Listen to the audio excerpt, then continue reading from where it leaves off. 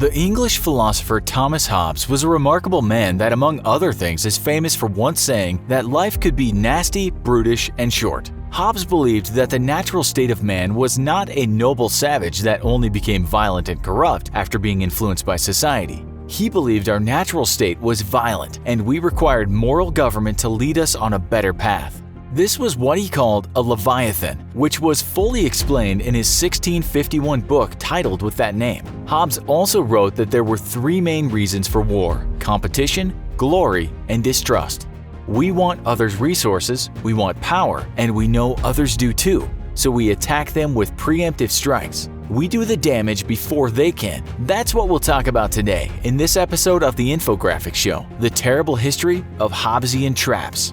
Before we give you some examples of Hobbesian traps, let's first explain what we're talking about. As we said, Hobbes believed that a big reason for conflict was fear of others. That fear might be overstated, understated, or it might not even have much of a foundation at all. You might see it in school even when one person attacks another for no reason than he thought that person would attack him first. That might have happened, but it might not have happened as well. The violence could have occurred simply because one faction was paranoid. But when you are competing for resources and a strike against you when you're not ready could ruin you, the drive to hit first might be very strong. This is talked about in game theory. You might think about cooperating with the other side, be it a country or a person, but then you believe the other might think you show weakness and attack you, so you don't try and cooperate and both of you harbor this mutual distrust. We would think the best thing to do would be to talk about it, but according to Hobbes, part of human nature is not trusting each other. It's kind of animalistic. As you can guess, these traps of distrust we fall into have caused untold misery and bloodshed throughout history. Game theory goes a step further and talks about loss aversion, which basically means both sides suffer out of fear of losing. We might end up in a state of conflict because of distrust, but then carry on fighting because of the fear of losing. It can end up in a lose-lose situation, with perhaps one side winning what is called a Pyrrhic victory. That's winning with so much loss that you could hardly call it a win. We've seen this in wars, but it can relate to all walks of life.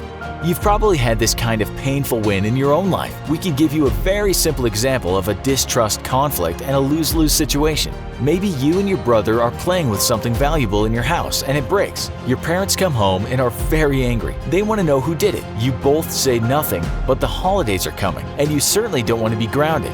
Fear gets the better of you. You're in a trap of distrust, and so you tell your parents he did it before he could say you did it. Conflict has broken out. He then starts telling your parents other bad things you did, smoking and cheating at school, fighting, and so you tell them all the bad things he did. The consequence is both of you gets in lots of trouble and both of you get grounded. You resent each other, and that feeling might fester for a time to come. Maybe they believe he broke the valuable item, but you still both lost in a way. You get the Pyrrhic victory, and all this because you both couldn't cooperate. You might have gotten into some trouble, maybe not, but you certainly could have prevented a big mess. These conflicts happen large scale, and sometimes mean huge monetary losses and often human casualties. Let's now talk about some real-life Hobbesian traps. Number 6. Guns. We'll start with something quite typical that we are sure has happened myriad times and will keep happening. It's the situation where someone is faced with a person breaking into their house. Both the occupant of the house and the burglar are armed, and what happens is a standoff. What so often happens next is one fires first, and that can sometimes end with both parties getting shot. Was there a better way? If both people died or were seriously injured, you might say there was. We might also talk about what is sometimes called a Mexican standoff. This usually means 3 or more people pointing guns at each other. If one fires, the others will, which might result in all parties being killed. It's a great narrative device in the movies. Maybe one of the most well-known standoffs is in the movie Reservoir Dogs. This involved guys pointing guns in each other's face. You might recall the line, "Joe, you shoot that man, you die next." Repeat, "You shoot that man, you die next." They could not cooperate, and things didn't go very well for these guys that couldn't resolve their conflict and fear. Number 5.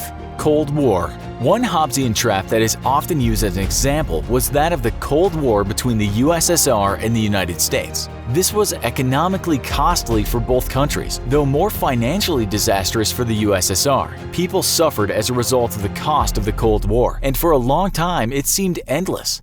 The shadow of nuclear war was cast over both sides' citizens. There was internal turmoil, proxy wars in other countries, and witch hunts for supposed dissidents. Some writers and historians believe it was inevitable, while others argue that it was preventable. Thankfully, there was not a preemptive strike in this case, as it could have caused mutually assured destruction. Number 4. The trap is undone. We might look at the closest we came to those weapons being fired during the Cold War, during what is called the Cuban Missile Crisis. After the USA's Bay of Pigs invasion in 1961, the Soviets put ballistic missiles in Cuba. The USA demanded the Soviets remove them and take them home. We had a standoff. Thankfully, both sides understood what predicament they were in. Psychologist and multi-talented science writer Steven Pinker wrote in the New York Times, each understood they were in a Hobbesian trap. Kennedy had just read Barbara Tuchman's Guns of August and saw how the leaders of the great nations could sleepwalk into a pointless and awful war. Khrushchev, thinking like a game theorist, wrote to Kennedy.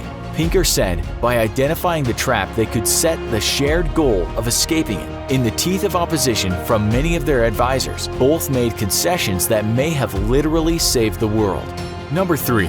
Fear of the poor. Others have written about the state of the countries of Honduras and Guatemala. One writer says the fact that there are so many private guards in Guatemala shows that a large part of its resources go towards this unproductive business. The people in both countries that have money anyway are protecting themselves against the poor, who they fear will attack out of desperation and perhaps envy.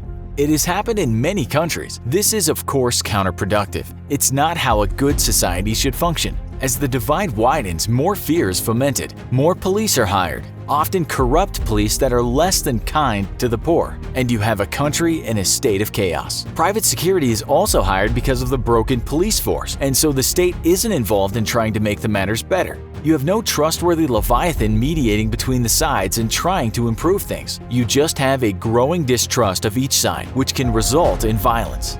That might mean mayhem for poor people, and they might turn to crime in desperation. The consequence is areas where people dare not go. Tourism is affected, the economy suffers, and people with money barricade themselves behind large walls. That's no fun for anyone. A worse result is the desperate might turn to a leader who promises reform, but perhaps in a brutal manner.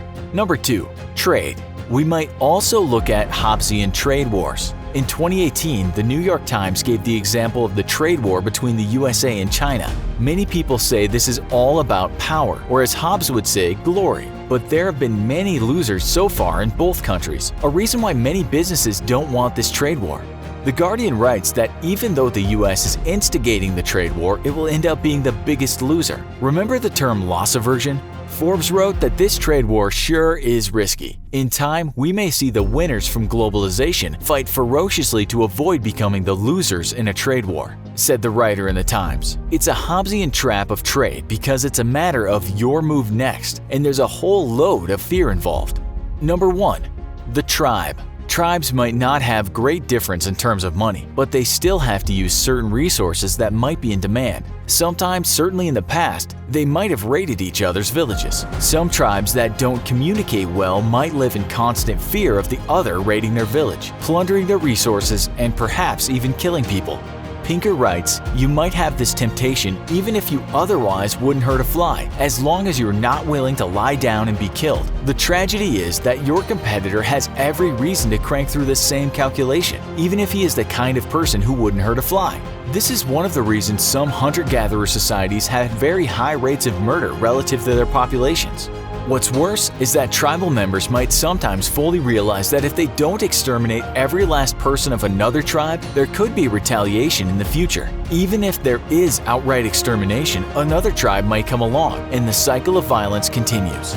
Cooperation is key, but the sad irony, as we said at the start, is that sometimes that is seen as weakness, or the tribe won't try cooperating as it will think the other tribe will perceive it as a weakness. That's why Hobbes said we need a larger force, a Leviathan, to keep us from murdering each other. Some people now think we need such a Leviathan for the world, and with it, humane and mutually productive and beneficial social global contracts. Have you ever been in a Hobbesian trap? Can you give us more examples? What about the examples we've given? What do you think about them? Tell us in the comments.